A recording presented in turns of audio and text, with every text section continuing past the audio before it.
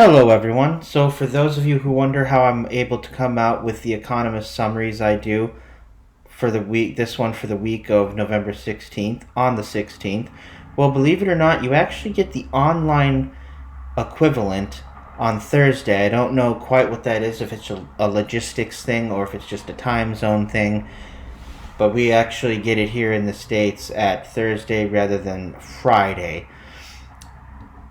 Also, too, if you do the print edition, sometimes the print editions are a few days late. But there's only going to be three stories I'm going to touch on.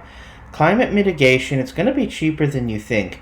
The reason why is, first of all, the forecast is for unrealistic cuts. Very few, if almost no country, I guarantee you, none of the G summit countries are going to be net zero by 2035. Okay, it would be great if they did, but that's not going to happen. The forecasts on the cost of mitigation assume an ever expanding population. We know that populations swell and then go down. Costs will fall as alternatives become less alternative. Yeah, okay, alternatives are still expensive now, but as we pour more into them, they're going to level with coal and gas. That's just how this is, you know. Energy consumption grows anyways. That's just what happens. You know, that's the human species pretty much in any era. So it's not like this. It's not like if we don't develop these technologies, we aren't going to consume more energy. We're just going to keep on consuming more energy, unfortunately, to our detriment if we don't come up with the alternatives. Haiti. Okay, so Haiti's close to me for a couple of reasons. Haiti is a one-of-a-kind country. It was started by a slave revolt, of course, and the population that's there was actually not nativist to it. It was brought there. They're the descendants of slaves brought there from Africa, but by the French. So it's a rather unique country. It's an island nation with a land border to make it all that much more unique. Problems in Haiti are problems for the United States. Like I said, it's very close to America, at least geopolitically speaking.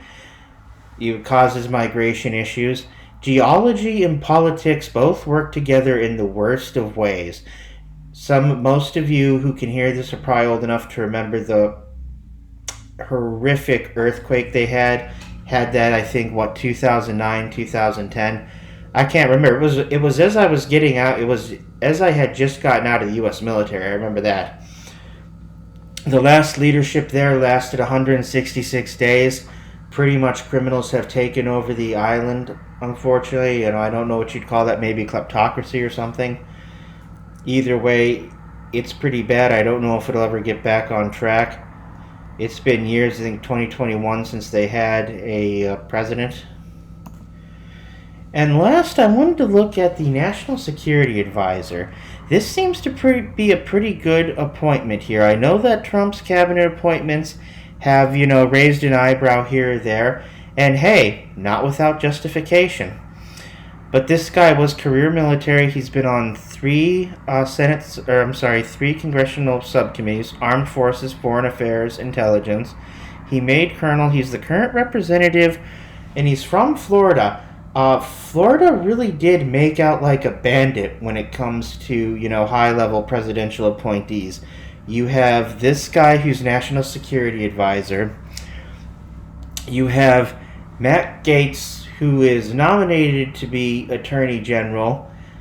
I could do probably a whole 5-hour rant on that guy, but I'm not going to. You have Marco Rubio, who honestly I think is one of the better picks out there. He's picked to be Secretary of State, and he's a politician from Florida. So there you have it, and thank you.